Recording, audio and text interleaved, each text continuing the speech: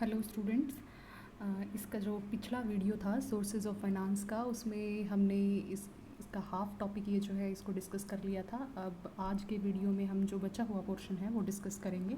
तो हम देखते हैं पहले तो कि हमने क्या डिस्कस किया था। सोर्सेज ऑफ फाइनेंस क्या होता है वो डिस्कस करा था। इनको किस तरह से क्लासीफाई करा जा सकता है, किस किस बेसिस पे, वो भी हम डिस्कस कर चुके थे। और इसके अलावा हम लॉन्ग टर्म इक्विटी में जो ये सभी इसके पार्ट्स हैं, equity shares, retained earnings, preference shares, debentures, ये सभी डिस्कस कर चुके थे। अब है लोन फ्रॉम फाइनेंशियल इंस्टीट्यूशंस। देखिए स्टूडेंट्स, एक होता है लोन जो हम बैंक से लेते हैं, एक होता है लोन जो हम फाइनेंशियल इंस्टीट्यूशन से लेते हैं। फाइनेंशियल इंस्टीट्यूशन से मतलब है कि institutions other than banks who are dealing in finances, तो उनको हम फाइनेंशियल इंस्टीट्यूशंस कहते हैं। जैसे कि अगर हम बात करें LIC की, तो LIC एक बैंक नहीं है, लेकिन वो एक फाइनेंशियल इंस्टीट्यूशन है। अगर हम इस तरह की ओर देखें, बहुत सारी फाइनेंशियल इंस्टीट्यूशंस हैं जो बैंक तो नहीं है, पर हम चाहें तो उनसे लोन ले सकते हैं, तो वो हमें प्रोवाइड करवाती हैं लोन। वो एक तरीका हो सकता है उनसे लॉन्ग टर्म के लिए लोन लेने का। कई बार ये होता है कि फाइनेंशियल इंस्टीट्यूशंस इस बेसिस पे लोन प्रोवाइड करवाते हैं कि उनकी जो ओनरशिप है उसका एक पार्ट उसमें रहेगा। उसके अलावा जब वो कोई फ़ैसले लेने होते हैं, उनका कोई जो मेंबर है वो बोर्ड में भी बैठता है और मीटिंग्स में भी होते हैं, तो उनको वोटिंग राइट्स भी होते हैं, तो ये एक तरीका हो सकता है। उनसे फाइनेंस करवाई जा सकती हैं अपनी लॉन्ग टर्म की जो फाइनेंस की नीड्स हैं। तो स्टूडेंट्स, ये सभी हमने देखे लॉन्ग टर्म इक्विटी हमें कहाँ कहाँ से मिल सकती है, या लंबे समय के लिए हमें पैसा कहाँ से मिल सकता है। उसके बाद है मीडियम टर्म। जो मीडियम टर्म है वो लगभग 1 से 5 साल के बीच में होता है, और ये जो लॉन्ग टर्म इक्विटी है ये हमारी 5 साल से ज़्यादा की रहती है, और अमूमन ये 7 से 10 से भी ज़्यादा साल के लिए हमें इनसे हम कहें फाइनेंस मिलता है, या हम फाइनेंस रेज कर सकते हैं। यहाँ पे जब हम मीडियम टर्म की बात कर रहे हैं तो we are talking about 1 to 5 years, and when we are talking about short term that means कि हमें 1 साल से कम के लिए ही अगर पैसा चाहिए है, तो हम शॉर्ट टर्म के जो फाइनेंस के तरीके हैं वो हम अपना सकते हैं। तो मीडियम टर्म में जैसे बता रखा है लोन फ्रॉम बैंक्स जो हैं वो भी मीडियम टर्म के लिए लोन प्रोवाइड करवाते हैं। कोई भी बैंक है जो इस तरह की चीज़ों में डील कर रहा है, वो सभी बैंक आपको इसके लिए लोन प्रोवाइड करवा सकते हैं। इसके अलावा नेक्स्ट है पब्लिक डिपॉजिट्स। पब्लिक डिपॉजिट से पहले कुछ एक फीचर्स हैं लोन फ्रॉम बैंक्स की और लोन फ्रॉम फाइनेंशियल इंस्टीट्यूशंस की। इन दोनों की ये कॉमन फीचर्स है, ये डिस्कस करनी रहेगी थी, ये भी मैं आपको बता देती हूँ। जैसे स्टूडेंट्स, जब हम बात करते हैं लोन फ्रॉम फाइनेंशियल इंस्टीट्यूशंस की और लोन फ्रॉम बैंक्स की, तो इनको टर्म लोन्स भी बोला जाता है। तो ये जो दोनों तरह के लोन हैं इनको हम टर्म लोन के नाम से भी डिफ़ाइन कर सकते हैं, और ये जो लोन फ्रॉम बैंक है ये लॉन्ग टर्म इक्विटी में भी आता है और ये मीडियम टर्म में भी आता है, तो हम इसको दोनों जगह डिस्कस कर सकते हैं। इसके अलावा ये लोन फ्रॉम फाइनेंशियल इंस्टीट्यूशन है, ये टर्म लोन के अंडर आता है। तो इन दोनों की, क्योंकि ये हम किसी फाइनेंशियल इंस्टीट्यूशन या बैंक से ही लोन ले रहे हैं, तो दोनों की फ़ीचर सेम होती है। एक तो ये कि जब ये लॉन्ग टर्म के लिए लिए जाते हैं तो ये 6 से 10 साल के अंडर लिए जाते हैं। जब ये मीडियम टर्म के लिए होते हैं तो ये 1 से 5 साल के अंडर होते हैं। दूसरी बात इनकी सिक्योरिटी की, कि ये हमेशा ही सिक्योर होते हैं। इनकी सिक्योरिटी, जो भी इनके पैसे से जो भी असेट खरीदा जाता है या जिस भी प्रोजेक्ट में लगाए जाते हैं उसके अगेंस्ट जो मॉर्टगेज है वो इनकी प्राइमरी सिक्योरिटी का काम करती है। इसके अलावा एक और सिचुएशन है स्टूडेंट्स कि ये जो फाइनेंशियल इंस्टीट्यूशंस हैं ये कुछ रिस्ट्रिक्शंस भी लगा सकते हैं। ये कह सकते हैं कि इनका एक नॉमिनी डायरेक्टर होगा जो जिसकी अपॉइंटमेंट करेंगे, जो कि बोर्ड में बैठेगा ही बैठेगा, और जो फैसले होंगे वो उसके सामने से होंगे, पॉलिसीज़ का उनको पता होगा। इसके अलावा वो कुछ रिस्ट्रिक्शंस लगा सकते हैं इस चीज़ से रिलेटेड कि अपनी एसेट की सिक्योरिटी से रिलेटेड, और उनको पूछे बिना उस एसेट की कोई मूवमेंट नहीं हो सकती। या इसके अलावा ये लगा सकते हैं रिस्ट्रिक्शंस वर्किंग कैपिटल को लेके कि इससे कम तक वर्किंग कैपिटल या की पोजीशन इतनी रखनी ज़रूरी है ताकि फर्म को कोई भी किसी तरह की प्रॉब्लम आती है तो उनको पता हो और उनको ध्यान हो, लेंडर की अप्रूवल लेनी ज़रूरी है। तो ये कुछ एक रिस्ट्रिक्शंस हैं जो ये लगा सकते हैं। इसके अलावा इसके रीपेमेंट शेड्यूल है। रीपेमेंट शेड्यूल में क्या है कि जो प्रिंसिपल अमाउंट है वो इनकी जो मैच्योरिटी है उसके बाद अपने आप रीपे हो जाती है और जो इंटरेस्ट है वो टाइम टू टाइम पे करना होता है। इंडिया में ये ऑलमोस्ट 14 to 15% पे होता है इंटरेस्ट रेट इसका। कई बार कई फर्म्स क्या करती हैं कि जो लोन की प्रिंसिपल अमाउंट की रीपेमेंट है वो बजाय कि एक ही बार में देने के वो उसको भी इंस्टॉलमेंट्स में दे देती हैं, ताकि एकदम से बहुत ज़्यादा प्रेशर लोन की मैच्योरिटी के बाद किसी ऑर्गेनाइजेशन पे ना पड़े। इस तरह की पेमेंट को बलून पेमेंट बोला जाता है। तो ये कुछ एक बातें थी जो बीच में जो हम बैंक से लोन या फाइनेंशियल इंस्टीट्यूशन से लोन लेते हैं उसके बारे में थी, जो बीच में हम मिस कर गए थे, तो वो मैं आपको बताना चाह रही थी।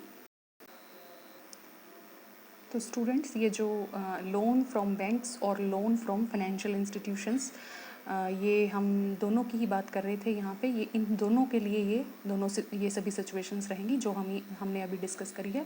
इसके बाद बारी आती है पब्लिक डिपॉजिट्स की। पब्लिक डिपॉजिट्स जो है एक कंपनी जनरल पब्लिक से हम कहीं कॉल कर सकती है। तो इसके लिए कोई भी दावेदार हो सकता है जो भी पब्लिक डिपॉजिट उस फर्म के लिए करवाना चाहता है या देना चाहता है। तो इसमें क्या होता है कि जो फर्म, इंस्टीट्यूशन या ऑर्गेनाइजेशन है वो इसके लिए एडवर्टीजमेंट देती है कि उनको ज़रूरत है पब्लिक डिपॉजिट की। तो उसके बाद वो एक रिसिप्ट कटवाते हैं उसके लिए। उस रिसिप्ट पे सारी टर्म्स और कंडीशंस लिखी होती हैं। और पब्लिक डिपॉजिट जो है वो जनरली 6 से 3 साल तक के लिए होता है। ये अनसिक्योर्ड होता है, सबसे पहली बात ये है। और कोई भी फर्म 25% जो है इसकी शेयर कैपिटल और फ्री रिजर्व से ज़्यादा की पब्लिक डिपॉजिट्स रेज नहीं कर सकती है। तो ये एक इसकी कंडीशन थी। इसके अलावा स्टूडेंट्स, इसका क्या फ़ायदा है? फ़र्म को फ़ायदा ये है कि फ़र्म को ये बैंक से ज़्यादा चीपर पड़ते हैं।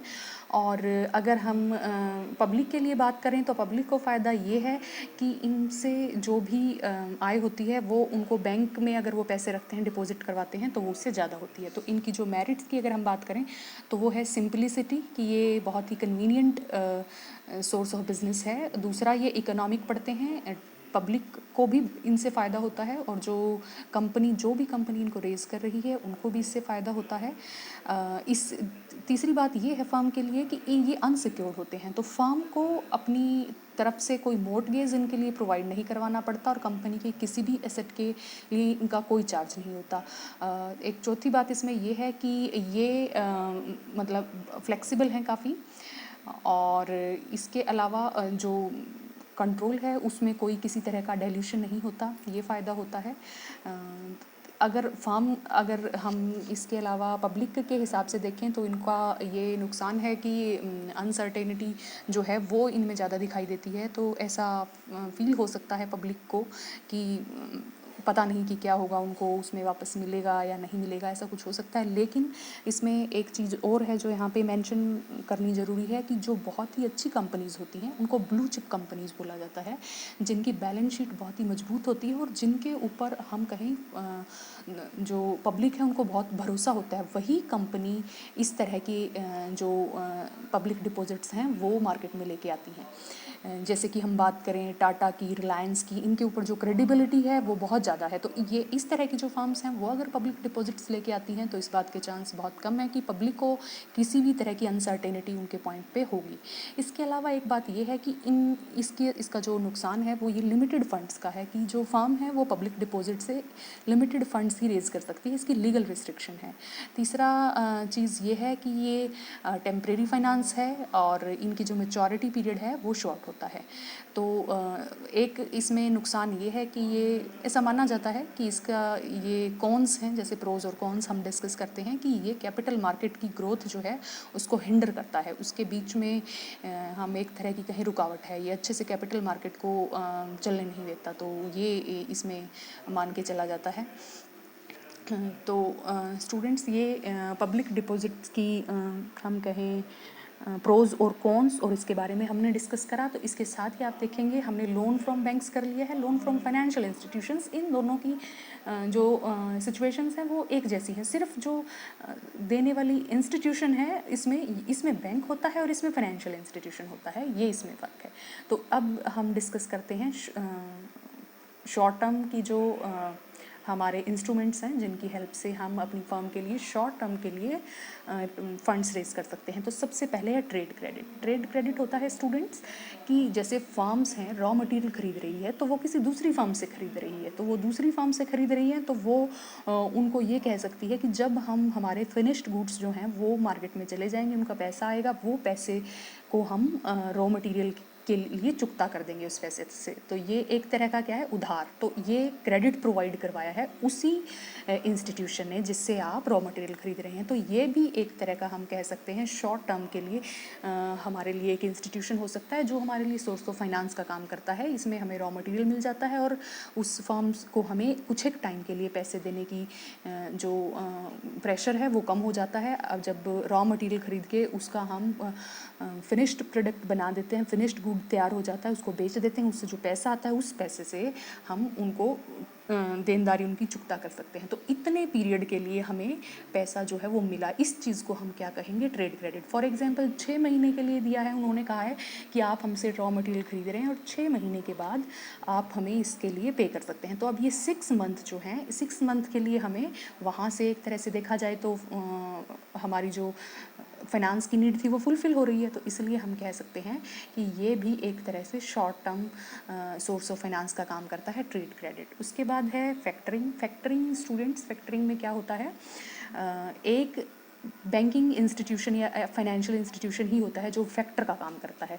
ये फैक्टरिंग ज़्यादातर जब हम ओवरसीज़ ट्रेड करते हैं या दूसरे देशों के साथ व्यापार करते हैं तब यूज़ होती है। तो इसमें अगर हम दूसरे देशों के साथ व्यापार कर रहे हैं तो जनरली 2 फैक्टर जो हैं वो होते हैं, एक हमारे देश का कोई बैंक और एक दूसरे देश का कोई बैंक। बैंक को ही फैक्टर बोला जाता है जो उस फर्म की लेनदारी और देनदारी के लिए कहता है कि मैं इसके लिए रिस्पॉन्सिबल हूँ, उसको हम फैक्टरिंग की प्रोसेस सर्विस बोलते हैं जो बैंक प्रोवाइड करवाता है, उस बैंक को हम फैक्टर बोलते हैं। इसके लिए एग्रीमेंट बनता है फैक्टर के बीच में, बैंक के बीच में, तीसरा जो फैक्टर है और उस देश की जो कंपनी। फॉर एग्जांपल हमारे देश की कंपनी ए है और अमेरिका की कंपनी बी है, दोनों के बीच में कोई किसी तरह का व्यापारिक हम कहें समझौता होना है या कोई व्यापार हो रहा है दोनों के बीच में, तो इसमें वहाँ से अगर वो ट्रांजैक्शंस करना चाहते हैं तो बीच में वो किसी फैक्टर को ले सकते हैं। एक फैक्टर जो हमारे देश का होगा, एक बैंक जो हमारे देश की जो कंपनी है उसके बिहाफ पे ये कहेगा कि मैं इनकी जिम्मेवारी देता हूँ और उनके जिम्मेवारी पे इन्होंने आपसे जो माल खरीदा है उसके लिए ये लो मैं आपको पैसे दे रहा हूँ, और इनके बीच में दूसरा जो देश है उसका बैंक वो पैसे लेगा और वो फिर आगे उनको देगा। तो इस तरह से 2 फैक्टर भी हो सकते हैं, एक फैक्टर भी हो सकता है। तो अब हमारे देश की कंपनी जो है उसको हमारे देश के जिस बैंक ने ये सर्विस प्रोवाइड करवाई है उसके लिए फैक्टर का काम कर रहा है और उसके लिए वो फीस चार्ज कर सकता है। जैसे कि वो प्रोवाइड करवा रहा है 2 करोड़ के और बाद में वो 2 करोड़ 50 लाख रुपए ले, तो वो 50 लाख रुपए जो है वो उसकी फैक्टरिंग फ़ी हो गई। तो ये जो फैक्टरिंग है स्टूडेंट्स, ये भी कई टाइप की होती है, रिकर्सिव होती है जैसे नॉन रिकर्सिव होती है, ऐसे इसके काफ़ी सारे टाइप्स हैं। जब आप अपनी बुक में इसको पढ़ेंगे तो उसमें दे रखे होंगे तो वहाँ से आपको पढ़ते ही पता चल जाएगा कि ये कौन कौन से टाइप्स हैं। तो फिर भी मैं एक बार यहाँ पर जो डिफरेंट टाइप्स हैं फैक्टरिंग के वो एक बार डिस्कस कर देती हूँ ताकि आपको ध्यान रहे। इसमें होता है एक रिकॉर्ड्स फैक्टरिंग, एक नॉन रिकॉर्ड्स फैक्टरिंग, एक maturity factoring, advance factoring, invoice discounting, full factoring, domestic and cross border factoring, ये टाइप होते हैं सभी फैक्टरिंग के। तो जो नॉन रिकोर्स फैक्टरिंग है इसमें क्या होता है कि फैक्टर जो है वो अगर उसने जो भी पैसे दिए हैं उनके एवज में अगर वो बैड डेट्स होते हैं और जो भी फर्म है वो फर्दर उसको रिसीवेबल्स के बदले में पैसे नहीं देती है तो वो क्लेम नहीं करेंगे इसके लिए, क्योंकि वो ऑलरेडी इसके लिए ज़्यादा कमीशन चार्ज कर चुके हैं या उनकी जो सर्विसेज थी उनके लिए उन्होंने हाई कमीशन जो है वो रखा है। उसके बाद हम बात करते हैं इसके जो अपोजिट है उसको हम नॉन रिकर्स बोलते हैं। इसके अलावा ये जो एडिशनल कमीशन इसमें फैक्टर ने चार्ज करा है उस रिस्क के बदले में जो कि नॉन पेमेंट का हो सकता है, उसको डेल क्रेडर कमीशन बोलते हैं। तो तीसरी जो फैक्टरिंग है स्टूडेंट्स वो है मैच्योरिटी फैक्टरिंग। मैच्योरिटी फैक्टरिंग में कोई एडवांस पेमेंट नहीं होती और जो गारंटीड पेमेंट डेट है उस डेट को ही पैसे की पेमेंट होती है। फिर है एडवांस फैक्टरिंग। एडवांस फैक्टरिंग में 70 to 85% जो है रिसीवेबल्स की एडवांस पेमेंट होती है। उसके बाद है इन्वॉइस डिस्काउंटिंग। इन्वॉइस डिस्काउंटिंग में क्या होता है कि जो भी हम कहें अरेंजमेंट्स हैं सारे बुक कीपिंग के, वो जो फर्म है वो रखती है और वो टाइम टू टाइम इनकी पीरियोडिक जो रिपोर्ट है वो जो फैक्टर बैंक है उसको प्रोवाइड करवाती रहती है। जबकि इसका उल्टा फुल फैक्टरिंग में क्या होता है कि जो फैक्टर है वो फीस थोड़ी सी ज़्यादा चार्ज कर लेता है लेकिन सारी की सारी सर्विसेज वही रखता है और जो फर्म है उसको किसी भी तरह की कोई हेडेक नहीं होती, ना कलेक्शन की, ना क्रेडिट प्रोडक्शन की, ना सेल्स लेजर एडमिनिस्ट्रेशन की और ना ही शॉर्ट टर्म फाइनेंस की। तो ये फुल फैक्टरिंग था। इसके अलावा domestic and cross border factoring की अगर हम बात करें तो इसमें जो मैंने आपको बताया था ना कि अभी पीछे डिस्कस करा था कि एक बाहर का जो फैक्टर है वो हो सकता है दूसरे क्रॉस बॉर्डर कंट्री का, जैसे हम कह रहे थे कि यूएस का बैंक होगा, तो वो जो एग्जांपल था वो domestic and cross border factoring का था। हमेशा ऐसा नहीं होता है हर सिचुएशन में कि जो क्रॉस बॉर्डर फर्म है उसका फैक्टर इन्वॉल्व होगा, नहीं भी होता है कई बार। तो इसलिए जिसमें नहीं होता है उसको डोमेस्टिक फैक्टरिंग कहते हैं और जिसमें वो होता है उसको हम क्रॉस बॉर्डर फैक्टरिंग कहते हैं। तो ये फैक्टरिंग के टाइप्स थे, ये भी हमने डिस्कस कर लिए हैं। फिर बैंक्स से भी हमें शॉर्ट टर्म के लिए लोन मिल सकता है। ये बैंक्स की जो सिचुएशन है, सिंपली हम बैंक से जिस भी बैंक से हमें लोन लेना है वहाँ पे अप्लाई करते हैं और वो हमारी वर्किंग कैपिटल नीड के लिए होता है। शॉर्ट टर्म का ये जो है फाइनेंस हम ले रहे हैं वर्किंग कैपिटल नीड्स के लिए ही ले रहे हैं, तो वहाँ से हमें मिल सकता है। इसके अलावा स्टूडेंट्स एक जो लास्ट जो है शॉर्ट टर्म के में वो है कमर्शियल पेपर। कमर्शियल पेपर भी अगर हम बात करें तो बहुत ही इम्पॉर्टेंट टाइप का हम कहें short term source of finance.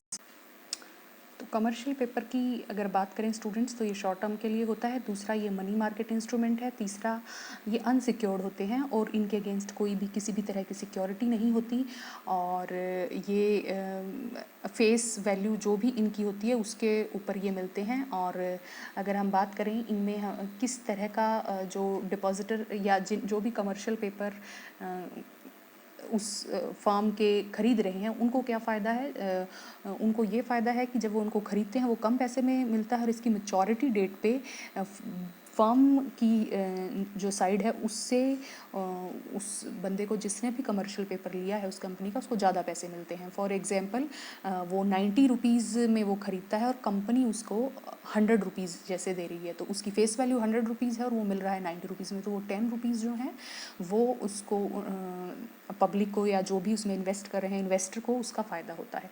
तो ये कमर्शियल पेपर था स्टूडेंट्स। इसके अलावा मुझे लगता है ये सभी चीज़ें आपको यहाँ पे जो हमने डिस्कस करी हैं वो समझ आ गई होंगी। यही सारी चीज़ें अब हम इसमें आगे जो अलग बेसिस हैं, बेसिस अलग हो जाएंगे, चीज़ें यही हैं उनमें देखेंगे। जैसे कि नेक्स्ट स्लाइड में अगर हम देखें on the basis of ownership, ownership के बेसिस पे हम कैसे इनको डिवाइड कर सकते हैं, ओनर्स फंड और बोरोड फंड। तो ओनर्स फंड की अगर हम बात करें, ये इक्विटी शेयर्स मैंने अभी पीछे वाली स्लाइड में आपको बताया है। रिटेन्ड अर्निंग्स हमने पढ़ ली हैं, डिबेंचर्स पढ़ लिए हैं, loan from bank, financial institution और पब्लिक डिपॉजिट्स पढ़ लिए हैं। लीज फाइनेंसिंग की अगर हम बात करें तो लीज फाइनेंसिंग को भी आप कम्प्लीटली अपने जो पिछली क्लासेज हैं उसमें पढ़ चुके हैं, पूरा एक चैप्टर था और इसके जो अकाउंटिंग ट्रीटमेंट्स थे लीज के वो भी आपने फर्स्ट ईयर में इनको डिस्कस करा है। तो लीज फाइनेंसिंग भी आपकी पहले हो चुकी है, वो जो वहाँ पे उसका थ्योरेटिकल पोर्शन आपको करवाया गया था वो सारा का सारा सेम ही इसमें लिखना है। तो इसके बाद है on the basis of source of generation. तो अगर हम सोर्स ऑफ जनरेशन की बात करें तो हम इनको दो तरह से डिवाइड कर सकते हैं, इंटरनल सोर्सेज, एक्सटर्नल। तो उसमें इक्विटी शेयर्स और रिटेन्ड अर्निंग्स आएंगे और एक्सटर्नल सोर्सेज में financial institution, loan from bank, preference share, public deposit और debenture, lease financing, commercial paper, trade credit, factoring, ये सभी स्टूडेंट्स हम डिस्कस कर चुके हैं। पीछे वाले में एक हायर परचेज भी इसमें आप लिख सकते हैं एक्सटर्नल सोर्सेज में, यहाँ पे वो नहीं लिखा हुआ है। हायर परचेज भी आप फर्स्ट ईयर में डिस्कस कर चुके हैं, तो वो भी एक सोर्स ऑफ फाइनेंस है। तो ये सभी तरीके से क्लासिफिकेशंस यहाँ पे दी हुई हैं और सभी जो सोर्सेज हैं फाइनेंस के वो यहाँ पे डिस्कस करे हुए हैं। तो मुझे लगता है आपको ये सभी समझ में आ गए होंगे, क्लियर हो गए होंगे। Thank you very much.